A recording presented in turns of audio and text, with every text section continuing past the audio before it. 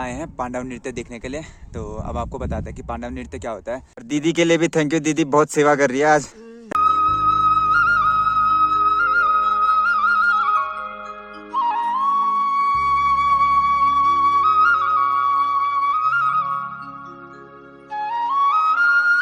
तो पिछले व्लॉग में मैंने आपको बताया था मैं कहीं जाने वाला हूँ, कौन से गांव जाने वाला ये तो नहीं बताया था क्योंकि ना व्लॉग बहुत लंबा होने वाला था, इसलिए मैंने वहाँ पे फट से ख़त्म कर दिया और बताया था कि मैं वहीं से व्लॉग स्टार्ट करूँगा।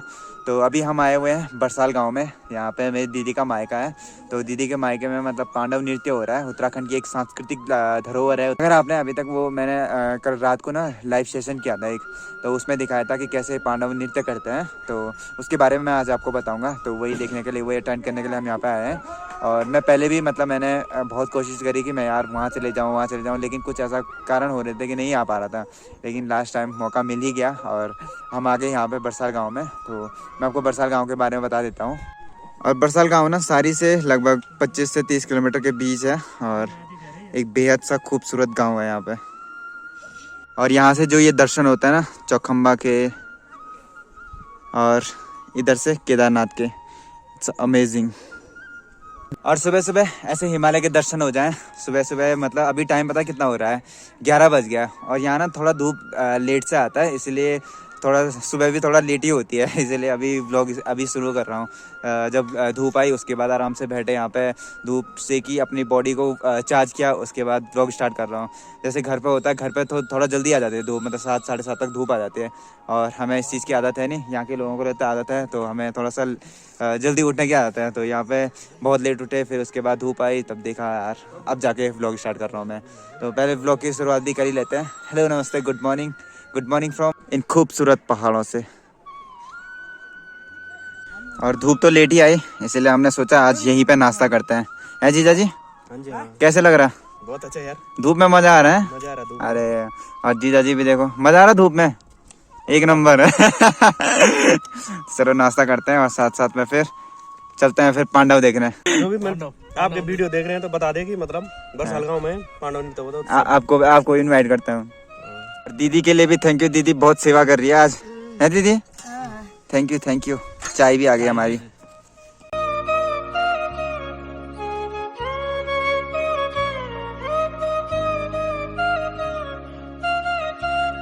नाश्ता करने के बाद हम सोच रहे थे कि हम पापन जाएं पांडव नृत्य देखने के लिए, लेकिन आज ना पांडव एक छाके में जा रहे हैं। अब आप सोचोगे कि ये छाका क्या है। तो छाका क्या होता है ना कि जब पांडव नृत्य होता है ना, तो गांव में नृत्य होता है, तो अगल बगल के जो गांव वाले होते हैं तो वो उस गांव के पंचायत को या पांडवों को सबको बुलाते हैं और अपने यहाँ दिन का लंच खाने पे बुलाते हैं ना, तो उसको बोलते हैं छाका, गढ़वाली में उसको छाका बोलते हैं। तो वो अभी दूसरे गाँव गए हैं, तो हमने सोचा यार पहले हम भी यहाँ पे लंच कर लेते हैं और उसके बाद चलते हैं पांडव नृत्य देखने के लिए। तो अभी लंच की तैयारी हो रही है और जीजा जी और दीदी यहाँ पे देखो, जीजा साली की जोड़ी। जीजा जी क्या हो रहा है, ये क्या कूट रहे तुम? इसे चौंसा यार, आए हाय हाय, सोयाबीन है ना जो, हाँ इसको कूट के साग बनेगा इसको। अरे वाह। और आज ना हम चौसा भात खाएंगे। और यहाँ पे कम से कम 5-6 परिवार रहते हैं, जैसे अभी दीदी आई बाहर, वैसे उधर वाले भी हैं, उधर वाले और उधर वाले भी हैं। तो सब लोग जब धूप निकलती है ना तो यहाँ पे बाहर पे बैठते हैं और सबने देखो यहाँ पे बिस्तर लगाए हुए हैं अपने बैठने के लिए। यहाँ पे छोटे बच्चे वगैरह सब बैठ रहे थे। अभी सब लोग अंदर चले गए हैं खाना बनाने के लिए और उसके बाद हम भी यहाँ पे लंच करते हैं और उसके बाद खटाई बनाते हैं। आज सोच रहे हैं कि आज खटाई बनाए। तो वो ऊपर देखो शिल्पी भांजी ना वहाँ से नारंगी लेके आ गई, वहाँ ऊपर से कहीं से नारंगी ले आई। और अभी दीदी लोग पहले खाना बनाएंगे, उसके बाद हम खटाई बनाते हैं और उसके बाद खाते हैं खटाई के साथ चौसा भात।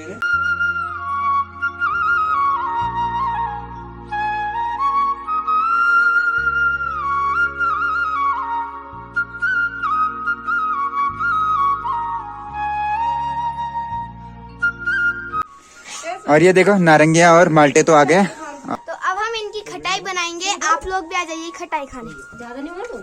अब कहाँ ले जाओ तुम माल्टों को? मौसी के पास। अच्छा मौसी बनाएगी अब ना, मौसी छीलेगी। अच्छा मौसी छिलेगी। हाँ।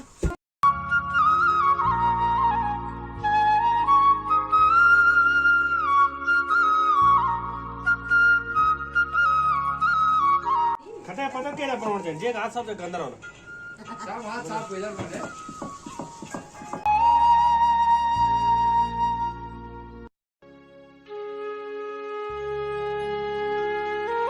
ओहो, ये हो गई खटाई तैयार। वाह, कैसा लग रहा है जीजा? मजा आ रहा है? एक नंबर। टेस्ट नहीं आ रहा ज्यादा।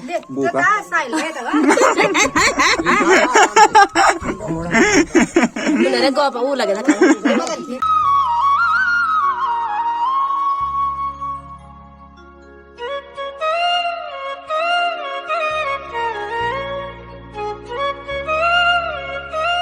तो ऐसा कुछ माहौल रहता है गांव का। सर्दियों में ऐसे ही मजे लेते हैं, मतलब जिसके यहाँ जो होता है वो माल्टे ले आते हैं, कुछ धनिया वगैरह कुछ पीसते हैं, कुछ खाते हैं, मतलब बनाते हैं। तो ऐसे बना के खटाई बना लेते हैं और फिर अपना मस्त दिन गुजर जाता है। तो धूप भी यहाँ पे लेट ही से आ रही है।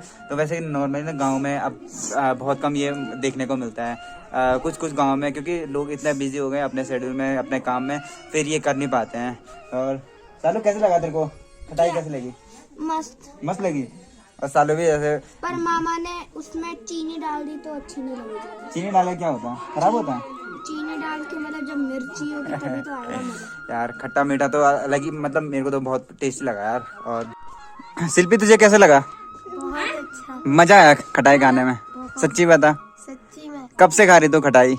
कल भी खाई थी लेकिन वो उतनी टेस्टी नहीं थी। आज बहुत मजा आया। आज मजा आया वही तो अच्छी वाली खटाई को। क्योंकि आज बहुत ज्यादा लोग थे ना, इसीलिए मजा आया, है ना। देखो अभी दीदी जा रही है घर के लिए। और ए रानी बाय। मम्मी अपन मैं फ्री फायर डाउनलोड करूं।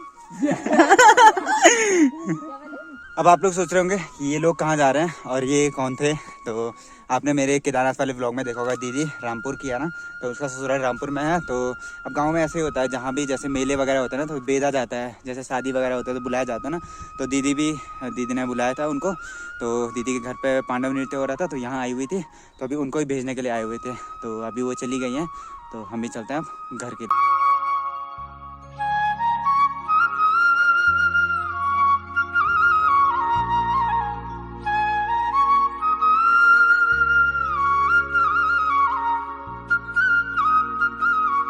तो अब बात करते हैं कि हम लोग यहाँ क्यों आए थे। तो हम यहाँ आए हैं पांडव नृत्य देखने के लिए। तो अब आपको बताते हैं कि पांडव नृत्य क्या होता है। वैसे तो मैं आपको नीचे जहाँ पे पांडव नृत्य हो रहा है वहीं दिखा देता है, लेकिन फिर वहाँ पे बहुत शोरगुल हो जाता है, तो उससे फिर पता नहीं चल पाता है कि क्या बोलना चाहता है। मैं भी भूल जाता हूँ, वहाँ पर इतना शोरगुल होता है।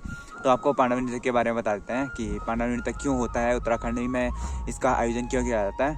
और ये मैं आपको बता दूँ कि उत्तराखंड की एक सांस्कृतिक लोग हमारी धरोहर है ये। मतलब हर साल तो गांव में नहीं होती है, लेकिन 5, 6, 7 साल 8 साल में एक गांव में तो ज़रूर होती है। जैसे अभी यहाँ हो गया, अब यहाँ 8-9 साल बाद हो गए, फिर अगले साल किसी और गांव में होगी, ऐसा होते रहता है। तो ये क्यों होता है, पांडव नृत्य क्यों करवाते हैं? तो जैसा कि सभी लोग जानते हैं ना, आपको पता भी होगा कि पांडव जब अपने अज्ञातवास में थे या वनवास थे, या उन्होंने शिव की खोज करी थी, तो वो ना पूरा उस टाइम उत्तराखंडी में थे।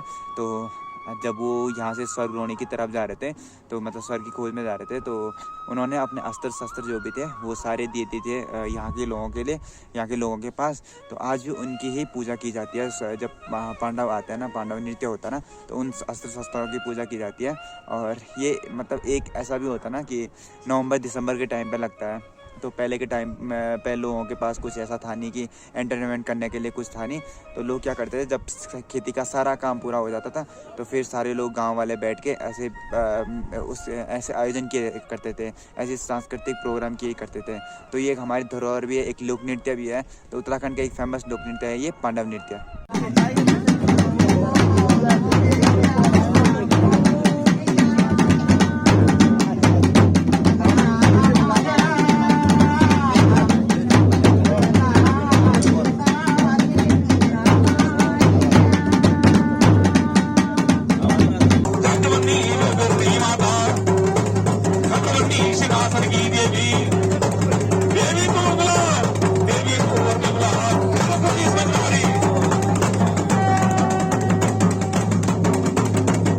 अब आप लोग सोचेंगे कि पांडव नृत्य क्या है। तो महाभारत का एक सरलतम रूप में सब लोगों को समझाने के लिए संगीत और नृत्य के द्वारा इन चीज़ों का आयोजन किया जाता था। और इन चीज़ों से हमें पता चलता है कि पांडवों ने कैसे अपने अज्ञातवास, कैसे शिव की खोज की थी और उसके बाद स्वर्गरोहिणी के लिए चले गए थे। तो इस चीज़ को प्रदर्शित करने के लिए पांडव नृत्य गाँव-गाँव में आज आयोजन किए जाते हैं।